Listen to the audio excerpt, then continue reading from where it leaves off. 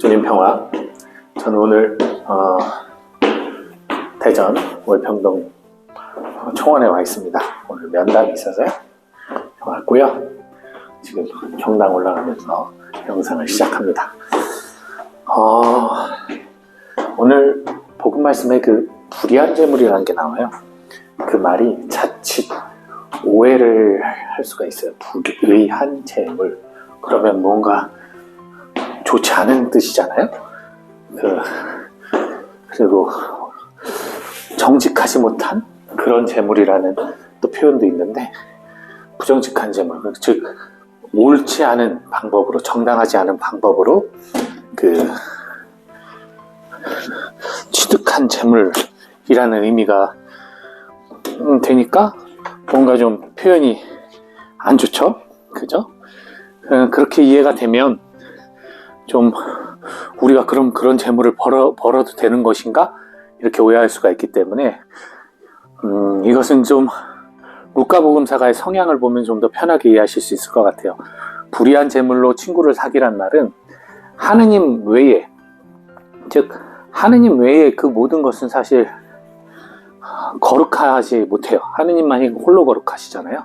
홀로 거룩하시고 라고 하잖아요. 즉 루카복음사가는 일단 그 재물 자체를 거룩하다고 보지 않았다는 거죠. 그리고 더 엄밀히 말하면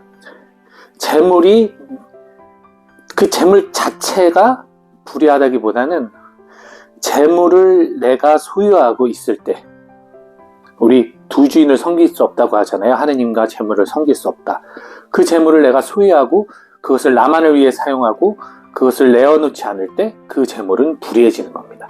근데 그것을 기꺼이 다 내어놓고 그것으로 도움을 줄 수 없는 사람, 전에 잔치를 초대할 때 내가 초대했을 때 그것을 갚을 수 있는 사람들이 아니라 그것을 갚을 수 없는 사람을 초대라고 했잖아요.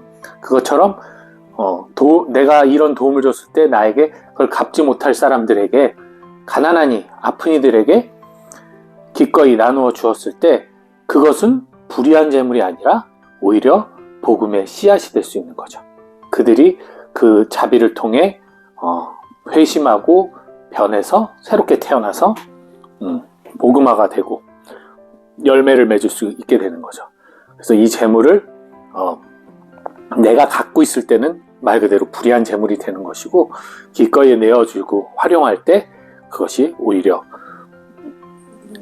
좋은 씨앗이 될 수 있다는 것. 그래서 그것을 좀 그렇게 받아들이시면 그냥 우리가 문자에 있는 그 불의한 재물에 꽂히진 않을 것 같습니다. 그리고 그 돈을 사랑하는 바리사이들이 예수님을 비웃죠. 당시 시대상으로는 부유함, 재산이 많음은 하느님의 축복이었단 말이에요. 왜? 사후 세계에 대한 개념도 없었고 이 세상에서 잘 먹고 잘 사는 것은 하느님이 주시는 복이라고 생각을 했던 거죠. 뭐 그것은 오늘날도 약간 그 사람들 내면 안에 흐르고 있죠. 가정 안에 두루 평안하시고 일 만사 형통한 것이 하느님의 축복이라고 생각하는 기본적인 현세적인 기복적 신앙이 뭐 우리 안에도 있습니다. 뭐 저도 마찬가지로 시대가 성장하고 발전하면 그것이 이제 하느님의 뜻인 양. 자, 어떻게 보면 인간의 본성이에요. 그게 뭐냐면, 당장 저부터도 제가 누군가를 도와주기 위해서, 누군가에게 헌신하기 위해서 돈이 필요로 하다는 그 마음보다는 누군가가 나를 도와줬으면 하는 마음이 사실 더 크거든요. 즉 누군가가 나를 후원해주고 도와주는 것에 대해서 정말 이 모든 것을 다 사람들에게 갚아야지, 완전히 그렇게 생각한다기보다는 일단 도움받는 것에 대한 더 마음이 많이 가는 게 사실이에요. 예를 들면 또 이렇게도 표현할 수 있습니다. 제가 어떤 형제하고 싸웠어요. 그랬는데 그 다음날 제가 이 형제를 용서합니다.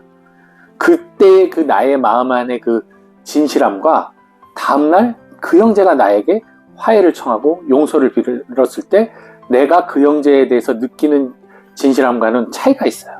이게 무슨 말이냐면, 내가 그 형제를 용서할 때는 정말 그 형제가 잘못한 게 많고 내가 너무 화가 나지만 내가 희생하고 참고 내가 기꺼운 마음으로 내가 그래 잊자, 용서해주자 라는 어떤 나의 그런 어떤 내가 좀 나은 사람이라는 나의 의로움이 이 마음 안에 있고 내가 희생한다는 그런 마음이 있죠, 생각 속에. 근데 그 형제가 나한테 사과를 할 때는 당연하지, 네가 잘못했는데 이제야 알았구나, 이게 있다는 거죠.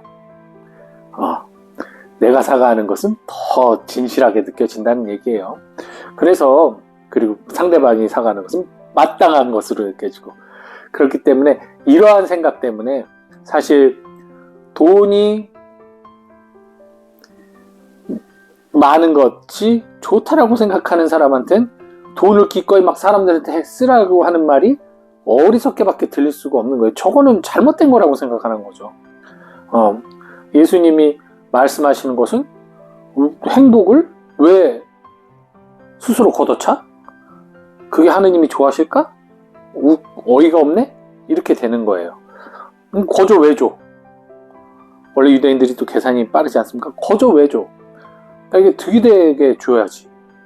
이게 그들의 마인드였고, 그래서 그들에게 예수님께서 일침을 가하시죠. 하나님이 너희 마음, 심장의 생각을 아신다라고 얘기를 하십니다. 그들이 생각하는 것은 하나님이 주는 축복, 그것이 부유함이 하나님의 축복이라고 말은 하지만 결론적으로 그들은 그것을 나눌 생각을 하지 않나요? 결국 아까 말씀드린 것처럼 그것은 불의한 재물이 되어버리는 거죠, 내 안에서. 하느님의 축복이라고 말하면서도 결국 재물의 노예, 재물이라는 신의 신도가 돼버린다는 거죠. 그것을 하느님은 알고 계신다라는 거예요. 겉보기에만 화려하게 꾸미고 바리사이 티내면서 사람들 앞에서 기도한다 하더라도, 그래서 사람들의 존경을 받고 사람들이 헌금하는 돈을 받고 한다 하더라도 사람들의 눈에나 거룩해 보이는 것이지 하느님에게서는 전혀 그렇지 않다라는 것을 예수님께서 말씀을 하십니다. 이 또한 지금 뒤에 이렇게 프란시스코 성인 함께 계신데요, 프란시스칸이라는 이름을 달고 수도복을 입고 기도를 하면서 살아가지만 또 한편으로는 그 이름 뒤에 숨어서 나의 모습 이상의 어떤 그 거룩함, 선함을 사람들에게 거짓으로 보이면서 사람들의 거짓된 나의 모습을 존경하는 사람들의 사랑을 받고 도움을 받는 것을 누리려고 하는 그러한 무의식적인 못된 생각을 또 하고 있지 않나라는 반성을 또 해봅니다. 여러분들도 오늘 하루 생각 안에서 이 불의한 재물, 내가 가지려 할수록 불의해지고 내어줄수록 복음이 된다라는 사실 여러분들 기억하시고 오늘 하루 내어주는 삶 살아가시길 바랍니다.